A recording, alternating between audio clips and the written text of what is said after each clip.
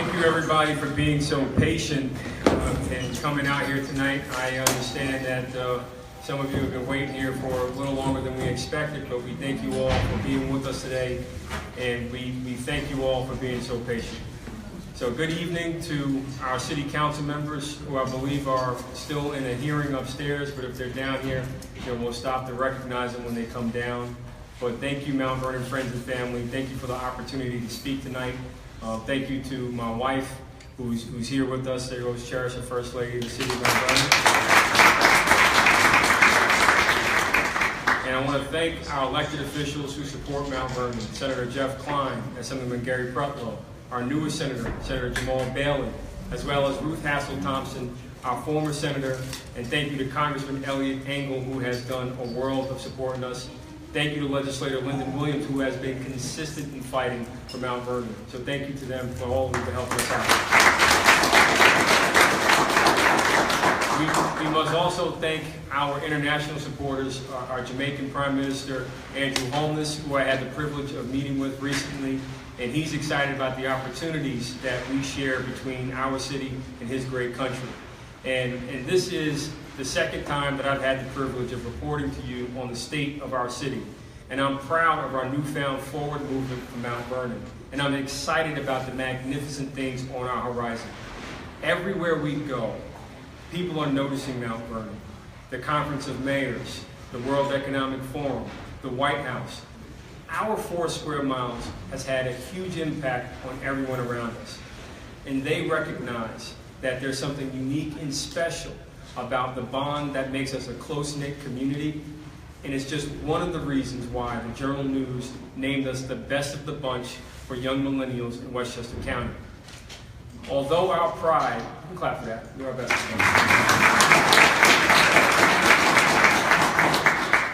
Although our pride is well-founded, it's not a secret that we have work to do. In fact, some say that our city is experiencing growing pains. In fact, over 8,000 new housing units seek to come online. And we have a school district that's aggressively working to reshape itself. But our economy isn't moving as fast as it should be, and our tax burden has been breaking the backs of some of our taxpayers. So while my report of the state of our city is exciting and optimistic, it doesn't shirk away from the truth of what we must do to move Mount Vernon forward. My pledge to you tonight is to continue to improve the state of our city so we get a better quality of life. And it's my sincere hope that you, the City Council, and the Comptroller joins me in this fight. Because the challenges we face are significant, but they are surmountable. And tonight, I'm delivering to you a comprehensive vision that is ready for a comprehensive plan to bring this vision to fruition. So the streetlights, we're going to start with the streetlights. Because the fact is, knowledge is power. And it applies to Mount Vernon because Mount Vernon was steered into darkness and misled into paying millions in unnecessary extra tax dollars, while other communities like White Plains and Harrison have been replacing their streetlights for virtually free. The truth is behind this dark deal is that I exposed it when I first got in the office, and it prompted a political civil war of sorts because the political establishment want to see it happen. Don't be fooled. They have a special interest in this crony contract, and I will continue to fight that our streets become bright and deny them from lining their pockets with money from your wallet. I thank Governor Andrew Cuomo and the New York State Power Authority for stepping up to ensure that Mount Vernon streetlights get turned on and replaced with a unique design for each neighborhood at virtually no cost to the taxpayer. So we must continue this type of work to reduce the property tax pressure. Over 70% of the city's tax revenue comes from property taxes. Our seniors, they tremble when they see their tax bill. New homeowners face the threat of paying more in taxes than their mortgage. And as a husband and father of 2 small children, I feel your pain. I want the same thing you want for your family. Level sidewalks, beautiful parks, paved streets, street lights on, a safer city. These are things that make a great quality of life. And creating that city is what makes us a progressive city, ripe for business so jobs can return to our port city. And that's part of our historical identity. As a port city, we have one of the only ports in the region that has a fuel terminal, and we import over 700,000 metric tons worth of raw materials, rock, gravel, sand, that help build the infrastructure of everyone around us. So Mount Vernon has a rightful role in being a port city and having great waterways. And this is why everything that we've done as an administration has been aimed at increasing home values by investing in safety, investing in new policies, investing to make sure that our economy gets turned back on. The proof is in the numbers.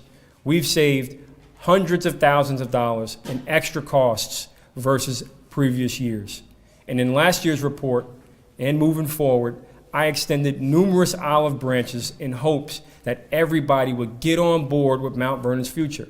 What followed was obstruction, obstruction, and obstruction by the City Council and the Comptroller.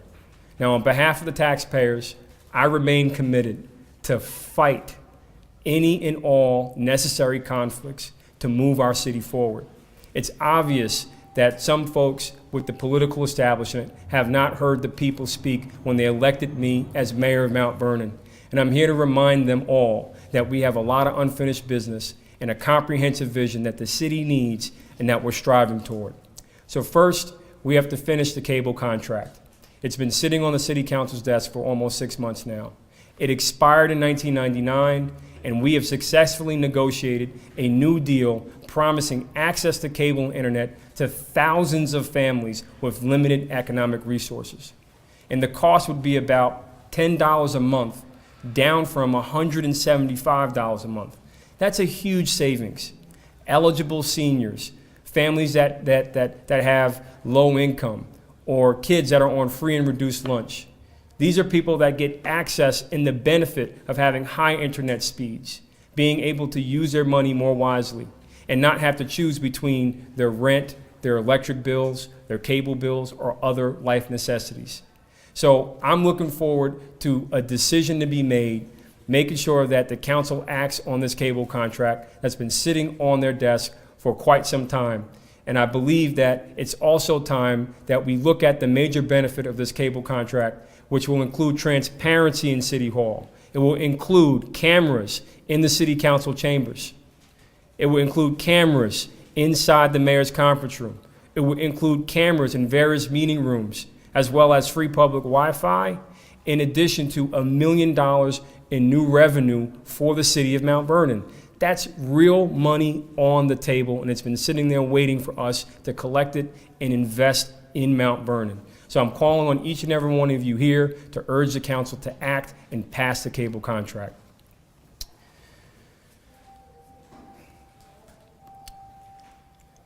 Now, one of the things that I want to talk about is the time has passed to make a decision on cleaning up our waterways.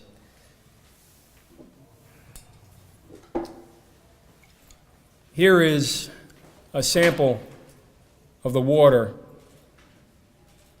from the Hutchinson River next to Target. This is it. This is what the EPA, environmental regulators, have been mandating that we clean up. This is water from our tap water. So while we're known for having the best drinking water, we're also known for having the most polluted waterways.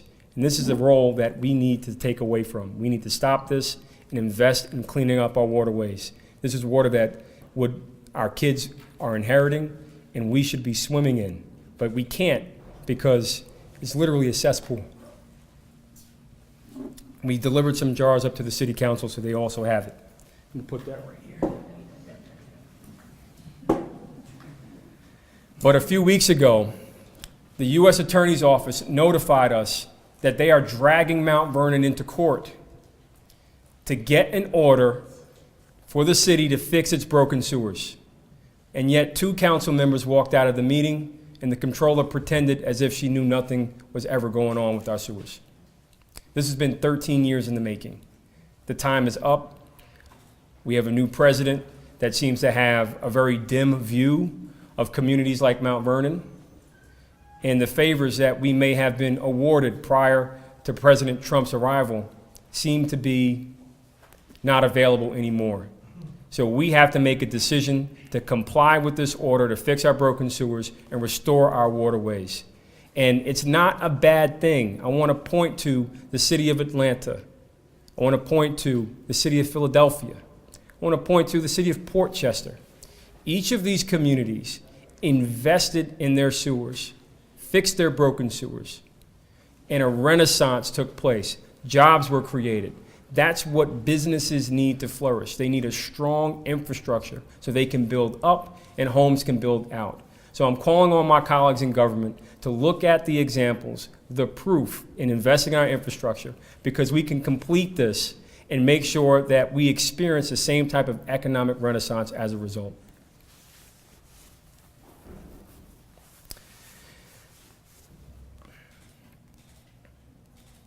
Last year, our administration took on the challenge of knocking down zombie structures.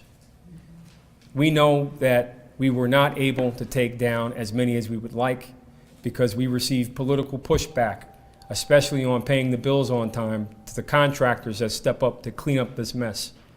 We have been working diligently with the law department and the building department to make sure that these zombie structures stop acting like vampires, sucking the value out of our neighborhoods, harming the quality of life, and threatening the value of neighbors' homes. I believe these monuments to urban blight must come down.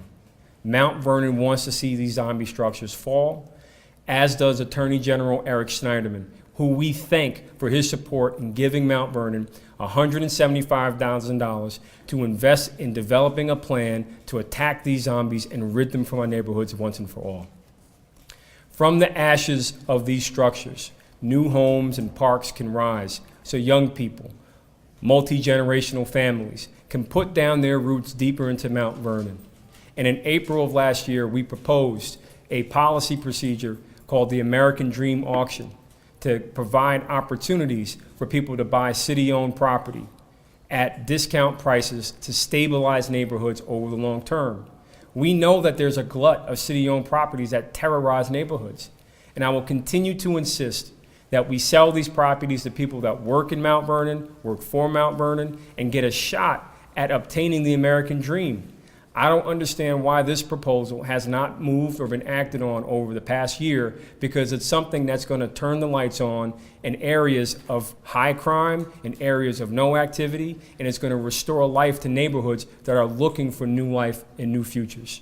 So we will not be deterred, we will not be distracted, we will continue to move forward and remain optimistic despite all the distractions and the detractors. And I want to make sure that you know that I recognize that it's unfortunate that cozy bureaucrats have resisted the changes that you elected me to do, but the foolishness will not stop us from making progress from Mount Vernon. The only direction we're going is forward.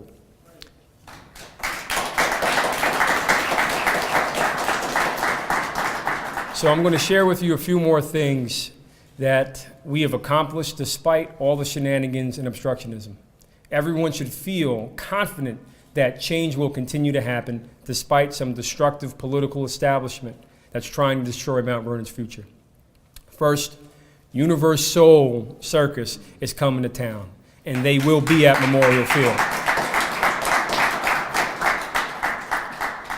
Fireworks will return to Mount Vernon and return to Mount Vernon High School this June at the end of the school year to celebrate the end of the school year, but also our state basketball champions, the Mount Vernon basketball team. Everybody, let's clap it up for our basketball team. Slide the City, the 1,000-foot-long slip and slide, will be coming back to Mount Vernon, and I have a preliminary commitment from them that we will be the only location outside New York City because we are the coolest place to be. We will have outdoor festivals all throughout the city, including pop-up parties, pop-up block parties. We will be bringing back Arts on 3rd. We will be doing the Pumpkin Blaze. We will be adding a beer fest. We will bring back the Grand Prix and the Winter Wonderland. These events, coupled with Mount Vernon Night State Championship, bring pride to our city. And these are the good things that will continue to happen no matter what. Nobody will rain on our parade.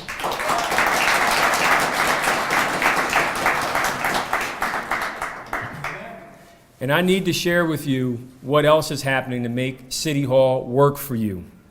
For example, our building department is undergoing a gut renovation. We are digitizing the entire department. Beginning in May, all building inspectors. All building inspectors will have mobile tablets so they can serve you on site, pulling up all your records on your home, and they will have GPS tracking to make sure we know where they are in the field in case of an emergency or anything else that needs to transpire. But it will eliminate these tablets, endless stacks of paper, leveling the playing field so builders, contractors, homeowners will all have access to the same set of information and rules so everyone is held accountable at the same time. This will ensure safe structures in our city, and it will also ensure that we have more speed and precision in processing permits. And I take this time to remind our City Council that 1 year ago, we submitted these plans along with many others regarding the building department, seeking resources to make this plus much more happen. They delayed on that decision, and I'm calling on them to rethink their position, because if we invest in our building department, it's a revenue generator for the city. It can lower the property tax pressure. It can increase safety, activate our economy, and this is why our IDA has stepped up partnering with the building department to achieve this goal. We recognize the important role the building department plays. It's the difference between selling your home or not. Because if you can't find the files, you can't close on your new deal. So it's imperative that we invest in the building department, which is why we're taking steps to digitize it, starting with tablets in May. Now, in regards to public safety, we know all too well the pain and the loss of life in this city.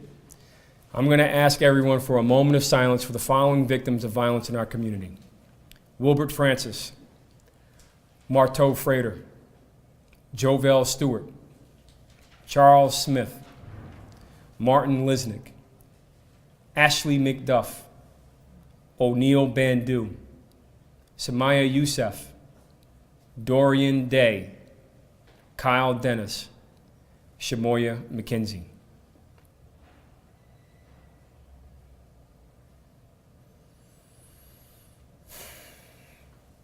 My administration and I have connected with each of these families, expressing our deepest condolences, our deepest remorse, and making it clear that Mount Vernon is with them through their time of sorrow. We understand that Mount Vernon needs a greater investment in public safety, and I'm calling on my colleagues in government to take a hard look at the decision that they made to cut the position of police commissioner, as well as cut the position of 20 other positions in the police department. It's something that I think does not take us in the right direction, and I ask them to reconsider the work that is being done by the Public Safety Review Commission, of which members are here tonight. I see Minister Tyson is here tonight from the commission, and a few others that are here in the audience. But there are members of the commission, including Reverend Richardson, former Police Commissioner Ralph Fatigate, and about 15 other people representing all sectors of our city. And this commission has been searching for new leadership. But while the commission searches for new leadership, I'm going to ask that Lieutenant Rickton Zadie step forward.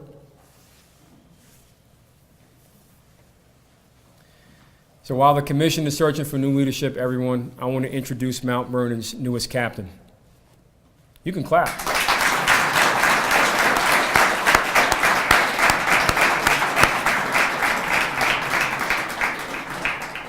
I'm proud to say that Captain Zadie is the third person of color in the history of the Mount Vernon Police Department to achieve the rank. And I'm honored.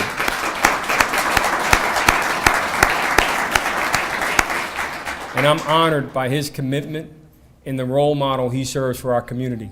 I look forward to his leadership, and having grown up on the South Side, I know what it feels like to have roaches in your iron, no food in the fridge, and not have a familiar face on the other side of the badge.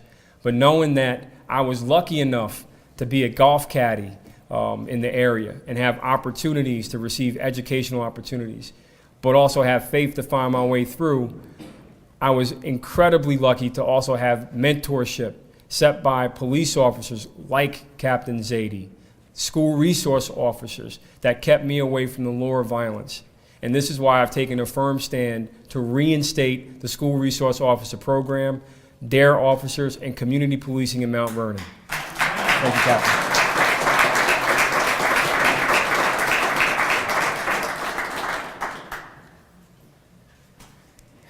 And as we develop these programs, I wish to thank the Federal Bureau of Investigation, New York State Police, New York State Office of Probation, New York State Department of Corrections, Westchester County for their collaborative support in supporting the Mount Vernon Police Department as we work to become a smarter, more data-centric police department. My expectation is that these programs will come to fruition and that our colleagues in government, the City Council, and the Comptroller will put the money back in the budget to hire a police commissioner and stop playing games of public safety. With respect to, you want to clap? That's what it is. I want to take a moment to thank DPW, Department of Public Works. You guys have seen a record amount of snow and all sorts of challenges, from replacing gas mains in the streets to dealing with thousands of potholes to even going through a fuel crisis. But yet you guys managed to get equipment to continue to roll, innovate ways to continue to operate, and I thank you for your ingenuity and being the muscle of Mount Vernon. So thank you, DPW.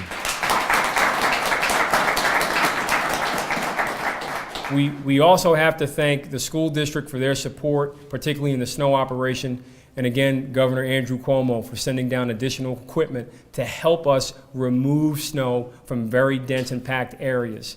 And that's something that you can see that we've been working with other groups, other agencies, bringing people in to get involved and stay involved in how we operate by design, because we know that, you know, no man is an island. We can't do it alone. We seek to work with as many people as we can, and I thank everyone that has been partnering with us, especially the governor and the school district, in helping our Public Works Department.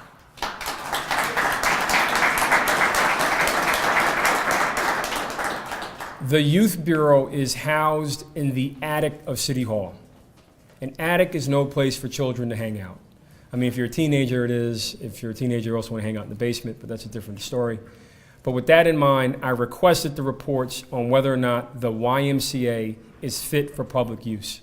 Preliminary results show that it is not, and we are going to continue to investigate whether this opportunity can become a public opportunity for us to use while we develop a plan for the YMCA to use for public use, or work with the current set of stakeholders that are seeking to build it out to become a residential facility with a public space like a YMCA and other public benefit areas. So I want to thank the developers that have been working on this, Carlton Brown and his group, who have transformed much of Harlem and taken this step to invest in the YMCA. But you should know that the Youth Bureau is working diligently to serve and save our children. We were just notified that they received a new grant in excess of $6 million to provide programs.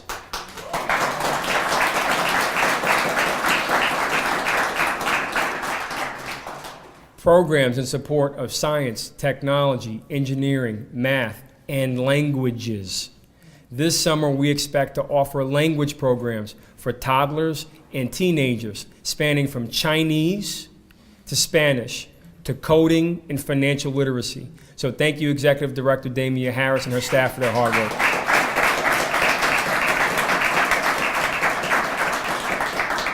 Now, taxis.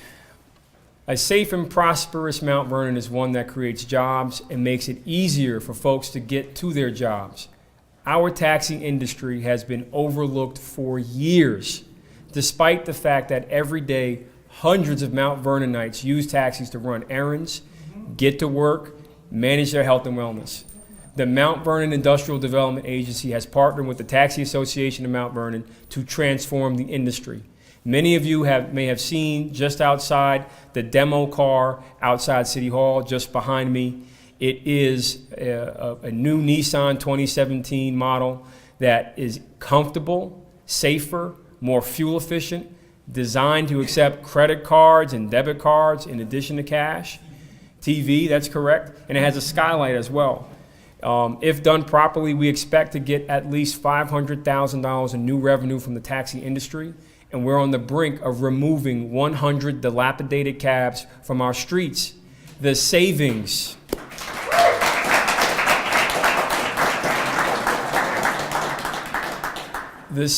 to families will be staggering. because people with mobility challenges, wheelchairs, will now be able to take a cab and not an ambulette. The cost difference is huge, $100 for an ambulette trip, and they have to be scheduled, whereas a cab will cost about 18 bucks. That's a big difference, a huge savings, and empowers people with mobility challenge to move around the community with ease and independence. So I want to thank the IDA for partnering with the Taxi Association, because another giant step that's underway is making sure that our commuters can get around town in more clean, fuel-efficient cabs that will take us into the future.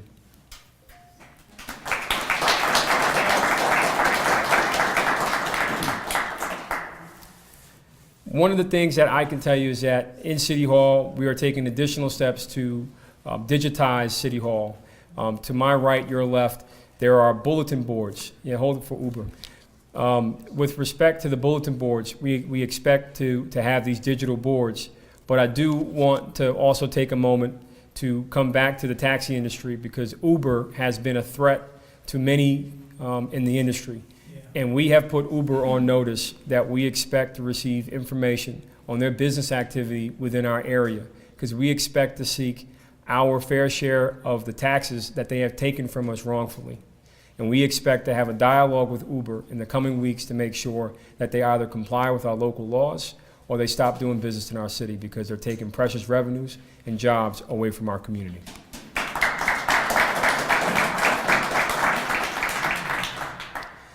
We are continuing to move forward and breaking through barriers, and I'll tell you how. It's change management, creating cross-functional teams, mandating that departments speak to each other, meeting with department heads, sergeants, lieutenants, captains, foremen, making sure everybody talks on a weekly basis to review their performance.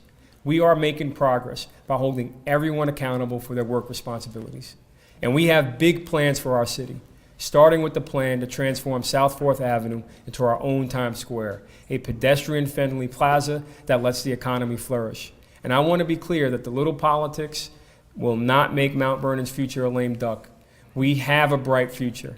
And the only people I see that are not coming to Mount Vernon are low-end developers that have a history of cutting corners, creating unsafe work conditions for pedestrians and their workers, while benefiting from generous tax breaks because they funded the political establishment. We made a conscious decision to complete an area-wide plan as a precursor to a comprehensive plan that the City Council and Comptroller Walker have refused to fund. We obtained over $1 million in grants to properly plan the Mount Vernon East Station area, the Eastchester Creek and Canal Village areas, so we can make these rust belts, our rust belts in Mount Vernon, into destinations for shopping, entertainment, by rethinking and reworking them. And we do have billions on our doorstep that's ready to transform our downtown and our train station areas.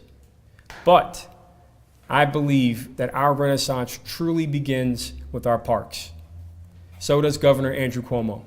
He recently announced that $1.8 billion is being committed to reinvest and reinvigorate the Bronx River.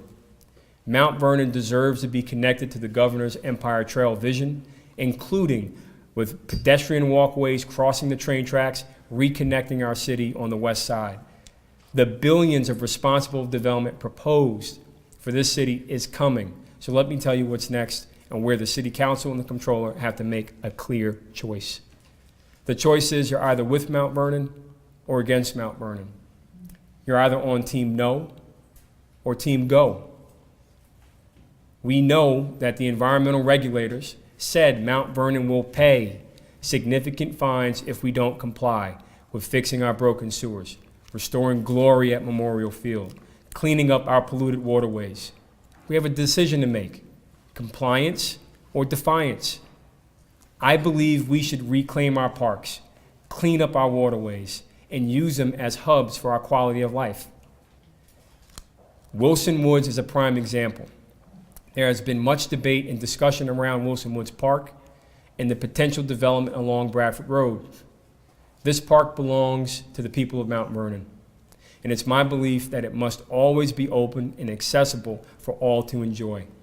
I have recommended to the current developer that this site be transformed into a boutique hotel with a conference center so businesses can get business done, catering hall for weddings, retirements, baptismals, celebratory events that we all want to share in, because we need places that we can go to that generate memories, but also sales tax revenue for Mount Vernon.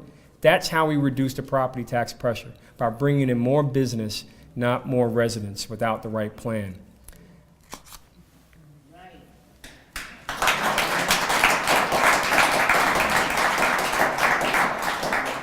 I'm looking forward to working with Westchester County, County Executive Rob Astorino and his team.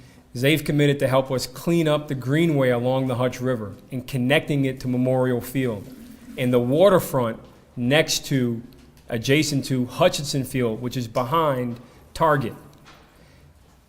Right now, our DPW yard is on the waterfront in Mount Vernon, and it is another environmental challenge that we can no longer ignore. We face a state mandate to move our recyclables, our trash, and the salt that we use to clear your roads away from the river. If we don't, we face another set of huge fines and penalties that will cripple the city of Mount Vernon. We have a plan where we've engaged private industry, and they've already committed and pledged, and I want to thank RCA Asphalt and Sprague Operating Resources for their pledge of over $1 million to invest in cleaning up the waterway going up to the Y part of the Hutchinson River. This will make Mount Vernon a bigger, better port city, and it will enable us to match their investment in cleaning up and reclaiming that waterfront area. And I want to talk to you about the commitment that Sprague has made in Stamford, Connecticut, where they have seen restaurants and shops pop up on their waterfront after they made that same commitment. San Antonio, Texas with their Riverwalk, or even Portchester again, by cleaning up their Riverwalk. Restaurants, shops follow when you clean up your environment, and it's something that we can do to transform our waterway along the Hutchinson River. I hope the City Council works with us to make this a destination, and as many of you may remember, J.B. Smoove challenged me to bring a beach to Mount Vernon. Well, J.B., here's your beach. We're looking to build Mount Vernon Shores once we replace and remove all the garbage, all the trash, all the salt away from our waterfront and give it to people where we can have boats, new quality of life, a Mount Vernon-based pool, restaurants and shops, just like many other communities that have the same quality of life.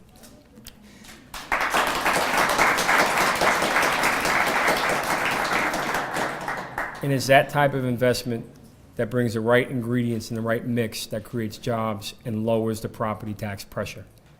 Now for Memorial Field. Environmental regulators have made it clear that Memorial Field must be restored. The voters have too.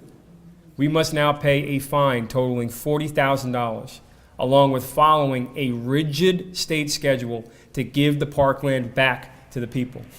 If the City Council and Comptroller Walker continue to ignore this contract, the city will be held in breach and forced to pay hundreds of thousands of dollars in penalties that are unnecessary and will only increase taxes in our city, meanwhile denying our youth an opportunity to enjoy Memorial Field. What I can tell you is that the state of New York has been generous in allowing us to allow Memorial Field to accommodate the Universal Circus in an area that's safe for limited public use, so quality of life can continue in our community. And I want to thank New York for working with us so we can create new memories at our Field of Dreams.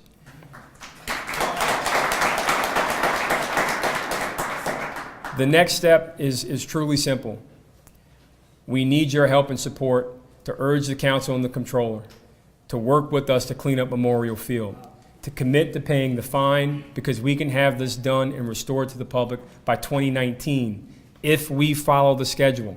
Because what frustrates me most is that every child born after 2004, they have no relationship with Memorial Field or no memory of it in our city. And we should be ashamed of that.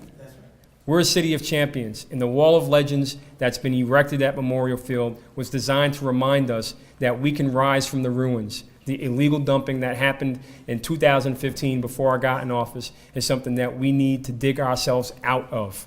And I hope that the City Council and the Comptroller make a clear choice and a clear commitment to the taxpayers of Mount Vernon that they will prioritize the cleanup of Memorial Field and stop playing politics with this essential progress we need to make.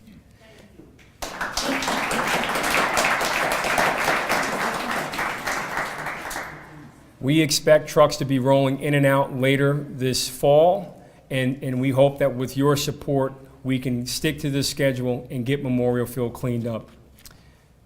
The council has the ability to expedite this process, and I hope they choose to work with us on this very practical request. I don't think there's anything unique or dynamic about cleaning up a park. Do any of you? No. It's just we have to clean it up. It was dumped on. We have a fine to pay. Let's clean it up and move on because our kids need the park. We've submitted legislation to get this done throughout 2016. We will resubmit legislation again this year, as we already have, and we hope to work with the council and the comptroller so we can come out on top together for Mount Vernon, because it makes the most sense for our kids to have a great place to grow, learn new values, and become a place where they have memories of, not, terrorizing thoughts. But Memorial Field has a new vision. And the one that's emerging is one that includes restaurants, shops, and a retractable dome stadium. Make no mistake, this is possible. It happened in Brooklyn with the Barclays Center. It happened in Newark with the Prudential Center.